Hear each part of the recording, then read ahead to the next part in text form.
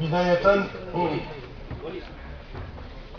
أسمحكم في أن أتقدم باسم المكتب المديري بأحد التهاني للأندية التي حققت طفرة نوعية في صعودها من قسم إلى قسم، وأخص بالذكر شباب أولمبيك تشيرا، وكذلك الذي انطلق من القسم الأول هواة إلى القسم الثاني العصبة الاحترافية، كذلك أدراب تشيرا الذي حقق الصعود من القسم الثاني هواة إلى القسم الأول هواة، وكذلك بقية الأندية الأخرى التي حققت طفرة نوعية، ونتأسف للفريق جرف الذي انزلق إلى أندية العصبة. وسيتضح هذه الاستحقاقات التي حققتها الأندية من خلال توزيع الجوائز. كذلك لابد أن أهنئ الأخ السيد إسماعيل الزيتوني أمين مال أولمبيك تشيرا على تواجده وحصوله على منصب داخل المكتب المديري للجامعة الملكية المغربية لكرة القدم، وأتمنى للأخ الزيتوني كامل التوفيق في مهامه، وأن تكون تمثيليته للعصبة داخل المكتب المديري الجامعي تمثيلية تهم جميع الأندية وبمختلف أنواع الأنشطة الرياضية التي تمارس داخل عصبة سوس. مرة أخرى نتمنى التوفيق للسي إسماعيل الزيتوني، ونحن رهن إشارتك في ما يمكن أن نقدمه من مساعدات ومن إمكانيات لدعم عملك داخل الجامعة الملكية المغربية لكرة القدم. كما نتمنى بهذه المناسبة كذلك التوفيق للمكتب الجامعي أو للمكتب المدير الجامعي برمته تحت رئاسة الأخ سي فوزي القجاع الذي نهنئه بهذه المناسبة، ونتمنى له ولمكتبه المديري كذلك كامل التوفيق، كما نهنئ زميلنا وأخينا السي نور الدين البويضي رئيس فريق يوسفية برشيد على تواجده والتحاقه بالفريق الجامعي كذلك. ونهنئ كذلك السيد بدو الزكي على تحمل مسؤولية المنتخب الوطني من جديد، والسيد محمد فاخر، وعلى السيد حسن بن عبيشة والسيد عبد الله الإدريسي كأطر تقنية للمنتخبات. ونهنئ كذلك أخينا السي نصر لرقت المسؤول عن المنتخبات على المستوى الإدارة التقنية ومدير تقني للجامعة الملكية المغربية لكرة القدم. كما نهنئ كذلك زميلنا مولاي الحسن حرمة الله المسؤول عن التكوينات داخل الإدارة التقنية للجامعة الملكية المغربية لكرة القدم. ولا يفوتني أن نهنئ بحرارة السيد يحيى حدقة الذي التحق لتحمل مسؤولية مديرية المركزية للتحكيم، وأعتقد أنها مسؤولية جسيمة جدا وكبيرة جدا، ونتمنى له التوفيق وأن يعرف التحكيم المغربي في مرحلته وفي عهده طفرة نوعية كذلك. الإخوة الحضور الكرام، أركز كلمتي على محورين أساسيين. المحور الأول ما قامت به عصبة سوس ما بين الجمعين العامين من اقتراحات وتدخلات على مستوى خارج العصبة. فالاقتراح الأول الذي يعود لنا الشرف في مكتب مدير عصبة سوس لتحمل مسؤوليته، وهو أنه خلال الجمع العام المنعقد للجامعة الملكية المغربية لكرة القدم كان لنا موقف في ما يتعلق بتغييب عصبة الهواة. فالوقت الذي قر فيه قانون 3009 الذي سنته وزارة الشباب والرياضة منذ عهد الوزير السابق سي موسى بالخياط، وتم تتمته أو تنقيحه أو تعديله في عهد سي محمد الزين وزير الشباب والرياضة، فكانت لنا تدخلات على مستوى الجمع العام للجامعة الملكية لنقترح ضرورة أن يتواجد داخل هذا القانون النص على تواجد عصبة أندية الهواة. فكان من جملة المقترحات التي تم اقتراحها أن تكون لجنة داخل الجمع العام التي كان لنا شرف ترأسها داخل هذا الجمع لمحاولة إيجاد صيغة تعديلية نصيصية لإدخال مقترح على قانون 3009 الذي يتواجد الآن على مستوى الأمانة العامة للحكومة لإجراء تعديل للتنصيص بشكل رسمي في القانون 3009 على اقتراح إحداث العصبة الوطنية لأندية الهواة. النقطة الثانية، كان لنا الشرف كذلك في عصبة سوس بالتنسيق مع إخواننا في عصبة الدار البيضاء الكبرى على أن نثير ملفا كان ملغوما وكان طابوا وكان مسكوت عنه منذ أن تأسست هذه الجامعة.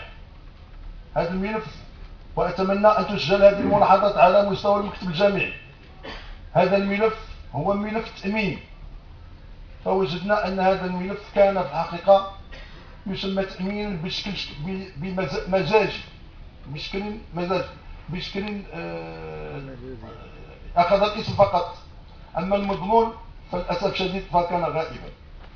فكانت هناك مجموعة من الاقتراحات باعتبار أن هذا الإشكال كان يشكل معضلة خطيرة، وسبب البت أو النبش في هذا الملف كان هو الحادثة التي وقعت للحكم الدولي سي خالد رمسيس.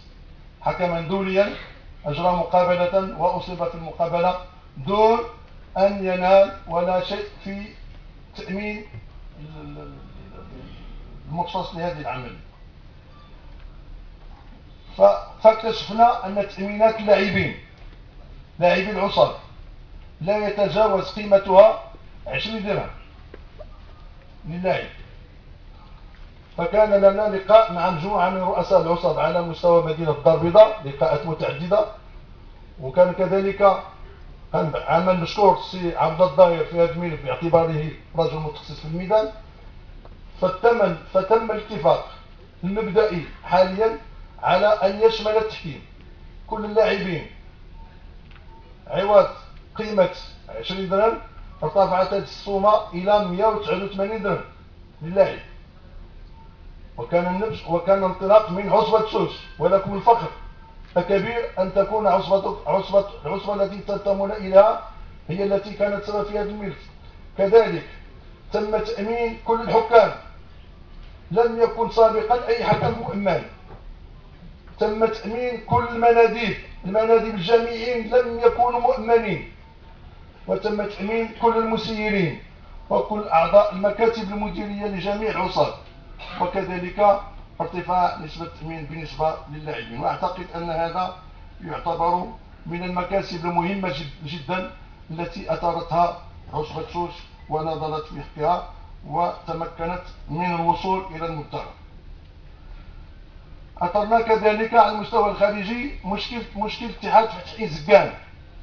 مشكل اتحاد فتحي زكان الذي هضم حقه، والذي تلقى فيه المكتب الجامعي شكاية، تلقى رئيس الجامعة شكاية من نائب الرئيس السيد الأخ خالد أكوشار يشتكي من الظلم الذي لحقه والذي كان سببا في نزوله إلى القسم الموالي. فكتبنا الجامعة مرارا وطالب رئيس الجامعة أن يتم فتح تحقيق في المباراة التي جمعت مولودية الداخلة واتحاد وزازات، والتي انتصر فيها فريق مولودية الداخلة بالميدان، ولكنه انهزم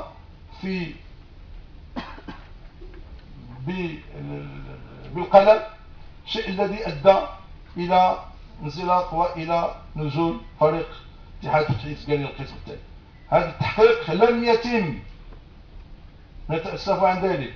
وخلال العشرة أيام الأخيرة أو 15 أيام الأخيرة كتبت رئيس الجامعة والكاتب العام لمحاولة تذكير بهذا الملف، ونتمنى أن يجد حلا. فاقترحنا على المكتب الجامعي أن كل فريق، وأتمنى أن تسجل هذه الملاحظات، لأن داخل الجامعة هناك مراسلات رسمية بعثت من الجامعة من عصبة سوس إلى الجامعة الملكية المغربية لكرة القدم. كنقترحوا في هذه المراسلات على أي فريق، كل فريق أقحم في مباراة من المباريات لاعبا يتوفر على 4 إنذارات، وهذه العملية كتكون دائما في أواخر المواسم، أن يتم إنزاله مباشرة للقسم والي. هذا الموضوع إلى اليوم لم نتلقى أي جواب عنه، وهو كرد فعل على ما حدث لفريق أولمبيك اتحاد فتح الإنسجام.